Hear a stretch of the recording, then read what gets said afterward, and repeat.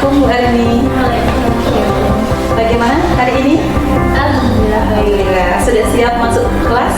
Ya, sudah siap. Nanti akan masuk kelas berapa?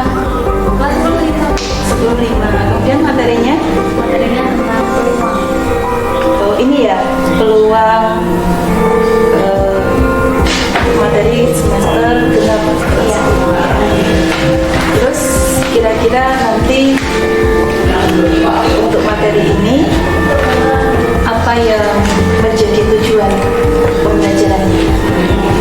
Jadi rencana anak-anak akan mengenal peluang sampel, mendidik sampel, kemudian mereka bisa menentukan peluang kejadian sirena dan menentukan peluang kejadian matching. Oke, jadi ada mengenal titik sampel, kemudian peluang sampel, kemudian peluang, dan Peluang matching. peluang matching. Ada kesulitan nggak untuk materi ini? Sebenarnya ada sedikit, tapi karena anak sudah dapat dulu di SMP, jadi nanti tinggal mengenalkan yang lanjutannya tentang peluang matching. Berarti untuk kemampuan awalnya anak-anak ini sudah mendapat ketika di SMP. Ya, benar. Terus untuk di tingkat SMA ini, untuk pembelajaran tentang peluang ini, kira-kira area pengembangan yang akan dicapai oleh Bu Arini di bagian apa? Untuk area pengembangannya nanti di tutorial berikutnya saya akan menggunakan aplikasi dengan cara menjelaskan kembali materi peluang sebenarnya dulu dan mengusahakan siswa dengan cara saya membawa dua alat peraga yaitu uang koin dan mereka memperhatikan bagaimana peluang itu diterapkan dalam kejadian persepsi. Kemudian nanti siswa juga akan berlatih untuk bekerja sama, mengerjakan LKPD, kemudian bertanggung jawab atas pekerjaan kelompoknya. Kemudian nanti siswa juga akan belajar tentang bagaimana cara mengelola emosinya dan mengelola kelompoknya untuk menyelesaikan permasalahan. Berarti itu yang komunikasi sosial emosionalnya ya? Iya. Untuk bagaimana anak bertanggung jawab, kemudian berelasi, mengelola emosi seperti itu. Ada yang lain nggak untuk area pengembangannya? Oh iya, yang terlewat tadi saya mengecek kehadiran siswa agar mereka siap untuk mengikuti pembelajaran. Masih ada yang lain? Dengan terkait dengan proses pembelajarannya, kan di kelas itu tidak semua siswa dalam kondisi kesehatan yang sama ya. Oh iya, dalam pembelajaran ini saya menggunakan pembelajaran berdiferensiasi, di mana pembelajaran berdiferensiasi akan didasarkan pada gaya belajar. Nah, gaya belajar ini saya dapatkan dari rujukan BK. Jadi nanti anak-anak dikelompokkan berdasarkan tipe gaya belajar. Ada audio, kinestetik, kemudian ada visual. Ada 3 kelompok belajar itu. Dan nanti kelompok belajar yang jumlah siswanya mayoritas seperti audio dan visual akan saya bagi menjadi kelompok-kelompok kecil, di mana kelompok kecil itu kemampuannya heterogen. Heterogennya saya dasarkan pada hasil dari ujian atau ulangan bab sebelumnya. Oke, berarti nanti diferensiasinya pada diferensiasi proses ya. Iya benar. Berdasar pada kesiapan belajar dan juga profil belajarnya. Ini tentang gaya belajar. Iya. Ya. Nah, untuk mencapai tujuan pembelajaran yang tadi mengenal titik sampel, kemudian uang sampel dan sebagainya, kira-kira strategi apa yang sudah Bu Arini siapkan untuk ini? Sebelumnya saya melakukan KPD. Tentu saja KPD ini berdasarkan pada masalah siswa. Selain itu, saya juga membawakan alat peraga, di mana alat peraga ini sangat sederhana, hanya uang koin saja. Kemudian ada dadunya bisa duduk secara nyata maupun secara virtual yang sudah saya siapkan di SAPG. Kemudian saya juga melakukan pendekatan secara personal kepada siswa-siswa yang mengalami kesulitan. Baik, ada harapan khusus nggak dengan strategi pembelajaran yang sudah dipersiapkan ini? Ya, tentu saja ada harapan khusus. Harapannya yaitu siswa yang mempunyai kemampuan di bawah rata-rata bisa mengikuti teman-temannya yang kemampuannya di atasnya, dan tidak ada siswa yang tertinggal dalam materi. Ya, baik Bu Arini, ini sepertinya sudah saatnya masuk kelas. Saya minta izin untuk ikut ke dalam kelasnya Bu Arini, dan nanti saya juga minta izin untuk mencatat beberapa catatan selama observasi. Semoga nanti semuanya bisa berjalan dengan lancar sesuai dengan modul ajar yang sudah disusun, dan harapannya semua yang tadi sudah Bu Arini jelaskan ini akan tercapai dalam proses pembelajaran ini. Sudah siap masuk kelas? Ya, siap. Oke, ya, mari. Assalamualaikum warahmatullahi wabarakatuh. Waalaikumsalam warahmatullahi wabarakatuh. Gimana kabar hari ini? Baik. Baik ya. Ada yang sudah berangkat? Ada. Berapa? Hijau. Hijau apa? Oh iya. Berarti juga orang yang sudah berangkat ya. Oke, baiklah. Kita kemudian. Pertemuan kemarin terakhir statistika kita sudah ulangan ya. Oke, maka kita lanjut bab baru yaitu peluang.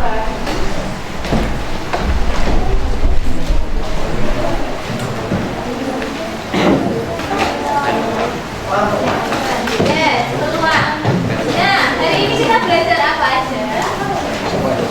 Nanti hari ini targetnya kalian dapat menemukan ruang sampel. Apa itu ruang sampel? Dulu di SMP sudah pernah, ya toh? Lupa Bu, lupa. Salah. Siswa dapat menentukan ruang sampel dan jenis sampel. Kemudian kalian nanti dapat menentukan peluang kejadian. Dan yang terakhir dapat menentukan peluang kejadian majmuk. Oke, sebelum itu mungkin kalian ada kuota ya HP-nya ya? Ada kuota? Boleh deh masuk ke menti.com. Silakan HP-nya. Kalau pakai juga boleh scan aja, maju.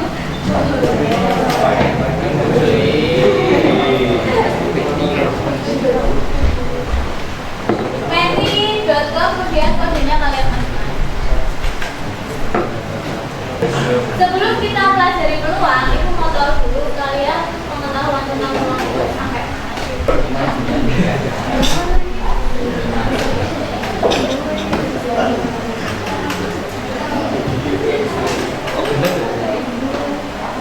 Oke, di HP kalian sudah muncul pertanyaan. Coba di-refresh.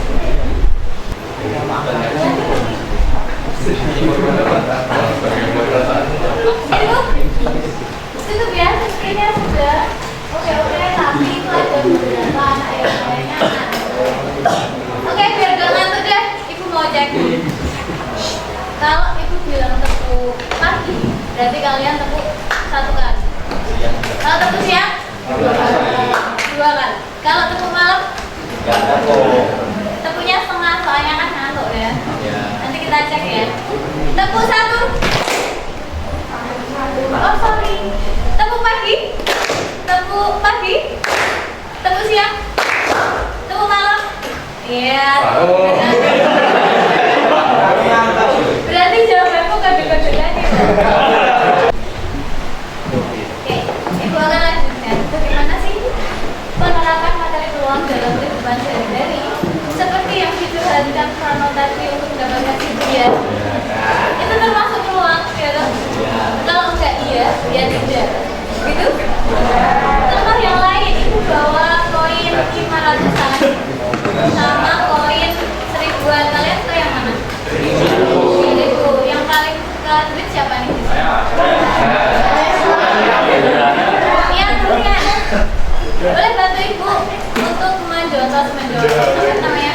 Melemparkan koin ini 1 kali.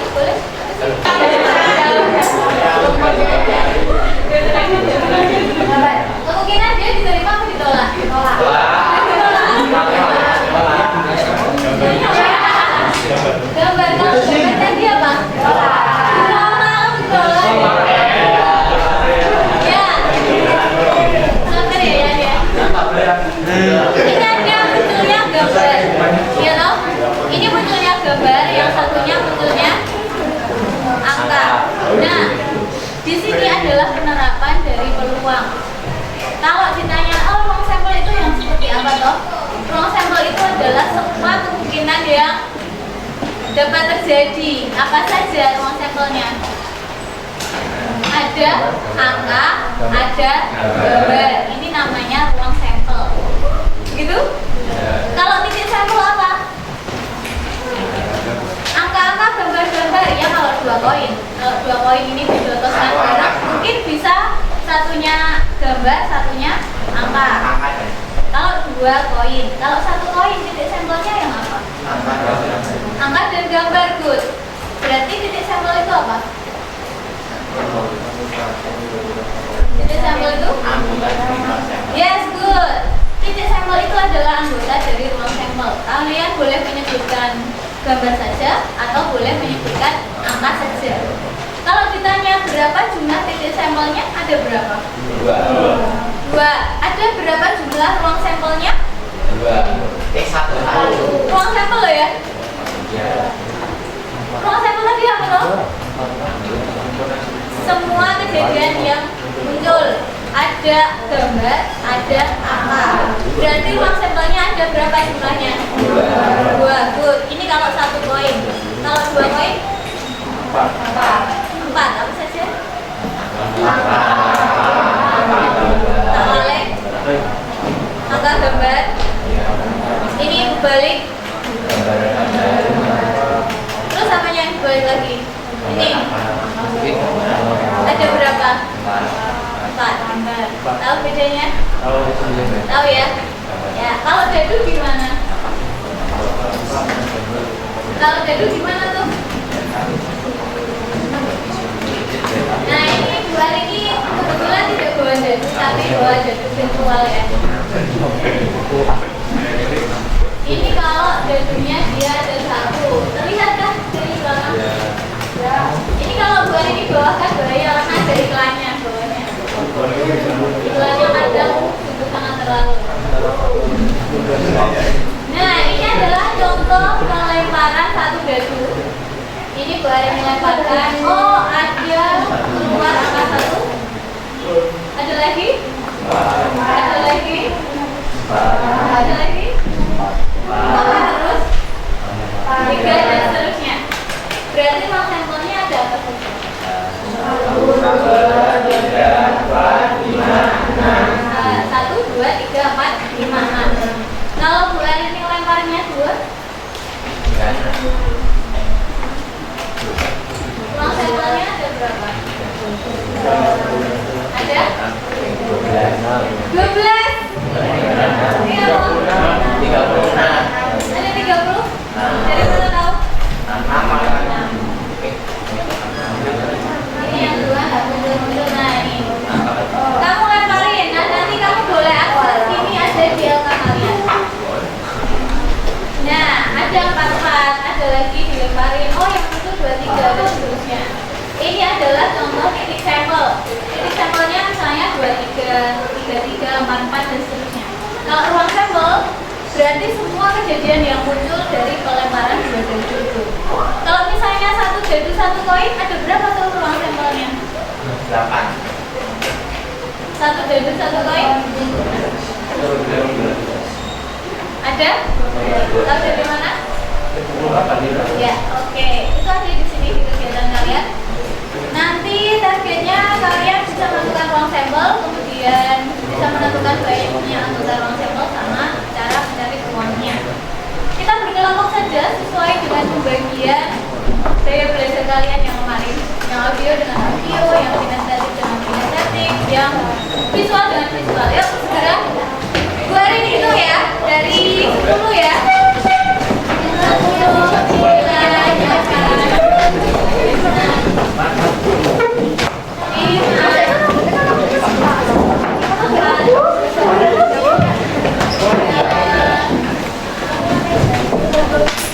5.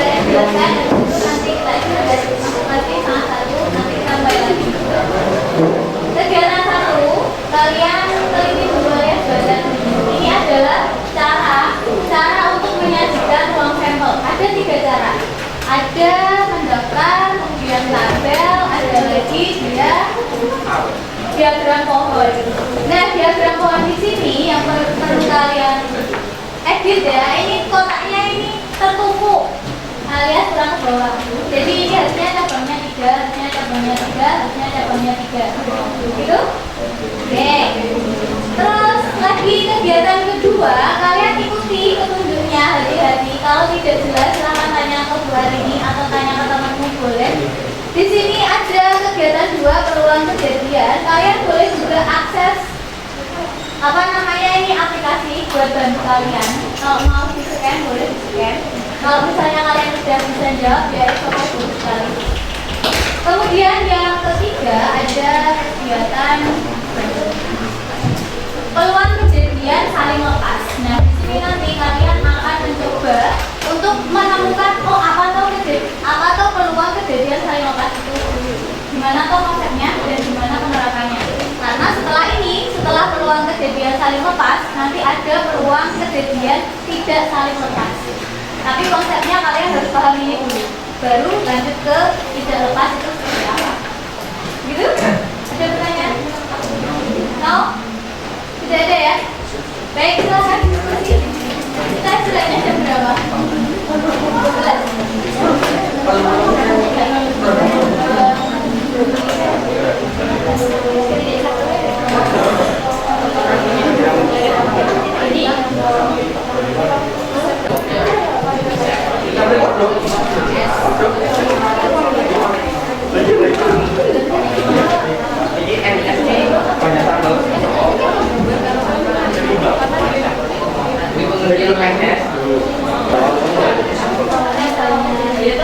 1 poin.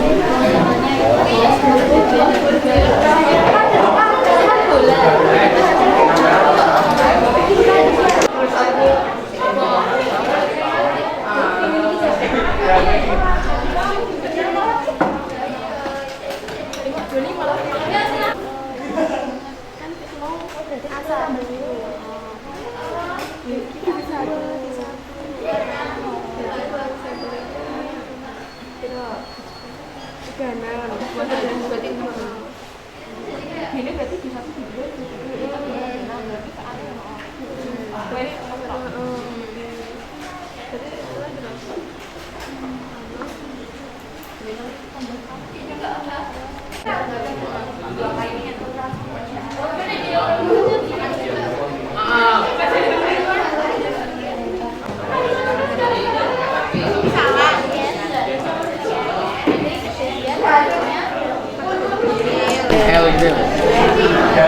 bisa aja dia R lagi. Oke, kegiatan 1 nomor 1 cara berdaftar. Di situ ada botol berisi kelereng. Kelerengnya ada 1, 2, 3, 4, 5. Merah, kuning, hijau, putih, biru. Jika Joni mengambil aja sebuah kelereng dari botol, tentukan ruang sampel. Ruang sampelnya berarti Botol mas. apa? Merah, kuning, hijau, putih, biru. Yes, betul. Titik sampelnya berarti apa? Ya, merah, kuning, hijau, putih, biru. Begitu. Banyak anggota sampelnya? 5. Yuk, yang kedua ada yang ingin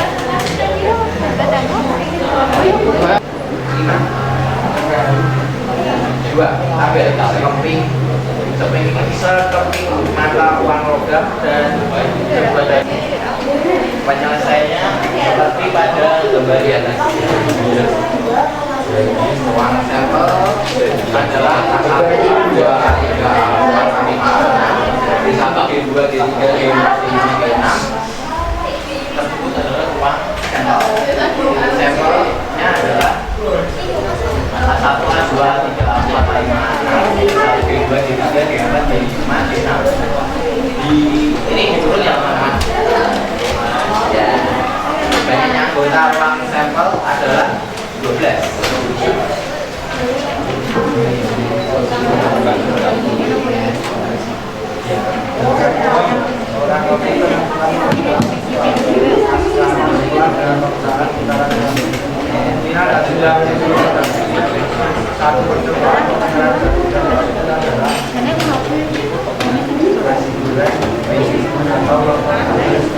R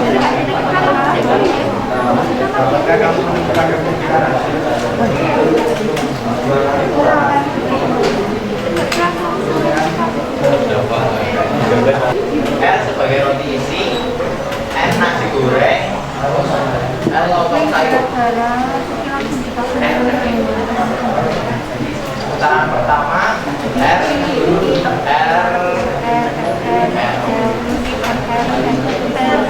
putaran kedua R menjadi 3 yaitu L. Putaran pertama N, putaran kedua menjadi 3 yaitu L. Putaran pertama L, putaran kedua L.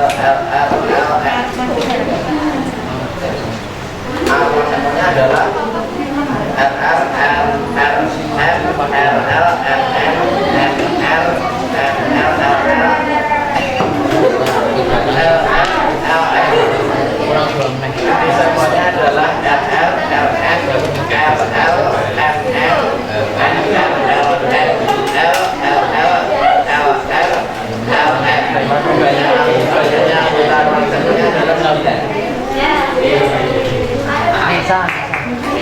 apakah ada pertanyaan? Tidak ada pertanyaan ya? Ya ini kurangnya dikit, dikurang nanti dah. Iya. R, R belum. R, Apa itu, Mas? Sekian dari kelompok kami. Bila ada salah kata, mohon maaf. Wassalamualaikum warahmatullahi wabarakatuh.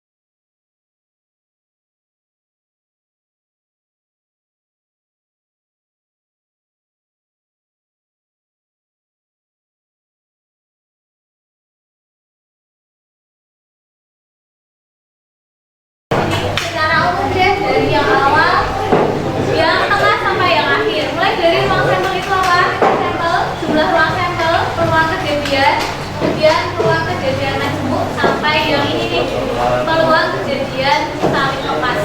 Ada yang ingin ditanyakan? Yang bertanya silakan.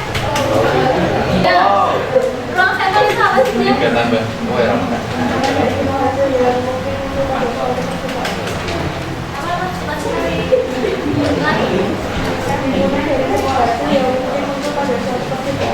Timbunan semua kejadian yang mungkin dari suatu percobaan. Kemungkinan yang diminta per semua kejadian alias NS.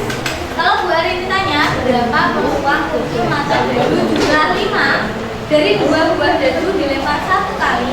Kamu lihat jumlah muncul mata dadu 5. Kira-kira apa aja? Kamu lihat tabelnya. 1, 4. Terus 2, 3. 3, 2. 4, 1 lagi. Lagi kita ya. Jumlahnya 5 itu cuma ini loh Bu. 1, 4, 2, 3, 3, 2, 4, 1. Ya enggak? Berarti ada berapa nih? 1, 2, 3, 4. Berarti peluangnya 4,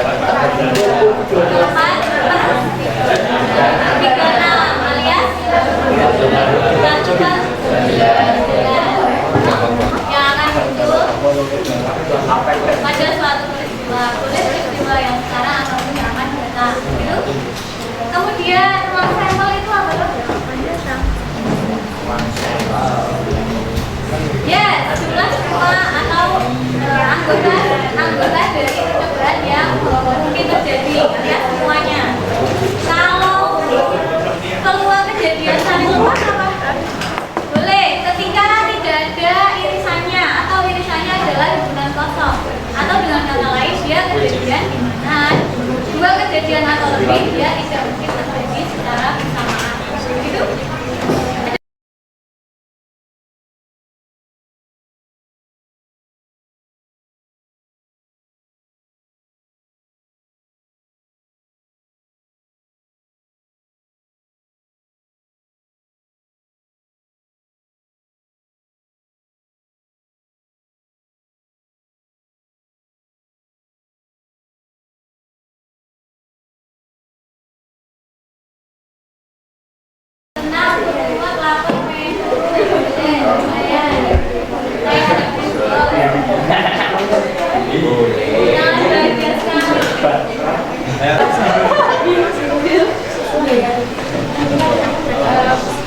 Saya setelah belajar matematika ini jadi lebih paham cara kerja, terus jadi bisa ningkatin kerjasama sama teman-teman karena ini juga tugas kelompok, jadinya bisa lebih solid sama teman-teman yang lain.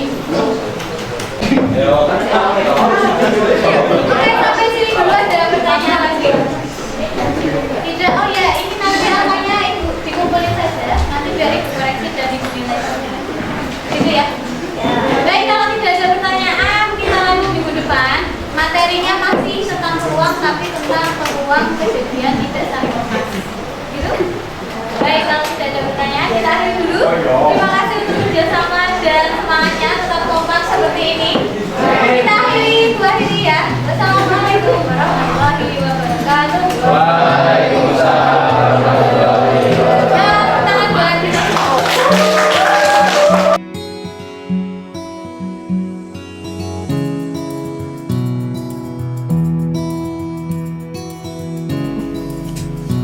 Assalamualaikum Bu Arini. Ya, sudah lebih jelas sekarang. Sudah selesai proses pembelajaran kemarin ya dengan materi peluang. Oke. Gimana rasanya bisa menyampaikan pembelajaran materi peluang dengan model pembelajaran yang diferensiasi? Menarik sekali. Ada tantangan sendiri untuk saya. Kita tahu beragam karakter unik. Kemudian terkait dengan tujuan pembelajaran, apakah sudah tercapai sesuai dengan apa yang Bu Arini rancang? Ya, tentu saja sudah tercapai. Tapi masih kurang dalam materi soal. Gitu. Yes. Harapannya apa sih? Harapan saya setelah melakukan pembelajaran ini dengan metode diferensiasi, tentu saja siswa dengan kemampuan yang di bawah, di kelas bawah dapat mengikuti teman-temannya yang membantu mereka, yaitu teman-teman yang berada di kelas atas sehingga tidak ada siswa yang tinggal dalam pembelajaran. Oke. Jadi kalau kemarin saya perhatikan dalam proses pembelajaran itu siswa yang dia kelompok audio, kemudian kelompok visual itu disendirikan ya. Iya. Prosesnya. Kemudian mereka lebih banyak bekerja dalam kelompok. Apakah ini sesuai dengan harapan Bu Arini? Ya, tentu saja. Dalam kegiatan ini yang diharapkan memang siswa belajar sesuai dengan gaya belajar. Dalam hal ini saya melakukan pembelajaran diferensiasi proses. Jadi setiap kelompok didasarkan pada gaya belajar yang berbeda seperti audio, visual, dan kinestetik. Dalam satu kelompok seperti itu. Tapi kemampuan siswanya seperti itu. Betul ya. Jadi untuk strategi menghadapi kemampuan yang heterogen, kemarin Bu Arini sudah menyiapkan LKPD. Ya. Ya. Apakah LKPD ini bisa memenuhi harapan Bu Arini dengan proses pembelajaran ini? Ya, tentu saja bisa karena dalam LKPD ini saya menyertakan juga bagi siswa yang suka membaca, saya menyertakan modul ajar yang bentuknya aplikasi, kemudian bagi siswa yang suka menggunakan di situ ada video pembelajaran, kemudian bagi siswa yang kinestetik dan bilang untuk bergerak maka di dalamnya ada aplikasi belajar secara virtual. Bagus sekali ya. Saya kemarin juga ikutkan untuk aplikasinya itu ya dengan barcode itu ya. Iya. Selain dengan barcode kemudian dengan jadwal virtual, apakah masih memungkinkan untuk Bu Arini mengembangkan media-media yang lain untuk menunjang gaya belajar siswa yang berbeda-beda ini? Ya, tentu saja masih memungkinkan, akan tetapi butuh waktu yang tidak sebentar. Begitu. Kira-kira ada hambatan nggak kemarin waktu proses pembelajaran? Ada, karena saya melakukan diferensiasi proses, maka ada kesulitan bagi saya untuk melayani siswa dengan kemampuan kurang istilahnya, karena ada siswa yang tipenya dia lebih suka bertanya kepada teman dan lebih suka juga bertanya kepada guru, jadi saya bolak-balik kesana kesini melayani siswa. Gitu ya. Jadi memang berdasarkan asesmen awalnya, kemudian profil siswanya, memang ternyata anak-anak ini beragam sekali. Ya, benar. Terus kalau dari sisi siswa, kemarin waktu mengikuti proses pembelajaran saya lihat anak-anak itu enjoy gitu ya. Kira-kira ada umpan balik apa yang Bu Arini bisa sampaikan dari sisi anak? Ya, dalam hal ini dari pembelajaran saya tidak lupa untuk meminta siswa mengisi seperti ada di Google Jamboard. Jadi saya meminta siswa untuk mengatakan perasaan apa yang mereka alami setelah melakukan pembelajaran matematika yang sudah kita rasakan. Nah, ada siswa yang menyampaikan bahwa mereka nyaman, senang, dan juga ada yang menyampaikan bahwa materinya lumayan susah gitu. Terus dari yang disampaikan anak-anak tadi, kira-kira tidak lanjut apa yang akan Bu Arini ambil untuk kedepannya? Untuk kedepannya saya akan menyediakan media pembelajaran yang bisa diakses untuk siswa-siswa baik secara bacaan maupun Gitu. ya. Ya, sepertinya itu akan menarik ya, karena ada bacaan, ada video untuk anak-anak dengan gaya belajar yang berbeda. Kemudian untuk ini ya, untuk rencana tidak lanjut tersebut, selain membuat media, kemudian video, itu ada hal lain tidak yang akan Bu Arini lakukan untuk kedepannya? Tentu saja tidak secara pembelajaran saja, tetapi saya juga akan melakukan pendekatan secara personal sehingga anak bisa juga dalam mengelola perasaan mereka, emosi mereka, tanggung jawab mereka, dan bisa meningkatkan kerjasama mereka. Oke, terkait dengan pendekatan personal tadi, berarti ini ke area pengembangan kompetensi sosial emosional ya. Ya, Menurut Bu Arini sendiri, apakah area pengembangan itu kemarin sudah tercapai dengan pembelajaran yang Bu Arini lakukan kemarin? oh iya, sudah tercapai dari siswa yang melakukan diskusi untuk pembelajaran KPP. Di sisi itu kita bisa melihat kerjasama siswa dan siswa, kemudian bisa juga melihat pikir kritisnya, kemudian Untuk berpikir kritis, gotong royong, kemudian tanggung jawab, kemarin terlihat ya dalam proses pembelajaran. Kira-kira Bu Arini sendiri merasa puas loh dengan pembelajaran yang sudah kemarin Bu Arini lakukan? ya merasa puas, akan tetapi masih ada yang perlu diperbaiki. Boleh tahu itu yang perlu diperbaiki atau ditingkatkan? Ya mungkin dari saya pelayanannya mungkin Bu. Pelayanan saya harus secara maksimal lagi karena memang dalam melayani 36 siswa ini butuh effort yang sungguh besar. Oke. Berarti untuk meningkatkan pelayanan itu sudah terbayang belum? Nanti bentuk realnya seperti apa? Iya, dengan pengembangan media tadi. Oh gitu ya. Oke. Terima kasih Bu Arini. Ya, saya sudah diizinkan masuk ke kelasnya Bu Arini, melihat langsung proses pembelajaran yang berdiferensiasi dan mengembangkan kompetensi sosial emosional. Juga saya melihat bagaimana interaksi siswa di kelas Bu Arini yang luar biasa. Semoga semakin sukses ke depannya Ya, dan amin. rencana tidak lanjutnya bisa segera diwujudkan. Oke, terima kasih atas waktunya. Ya, terima kasih. Ya.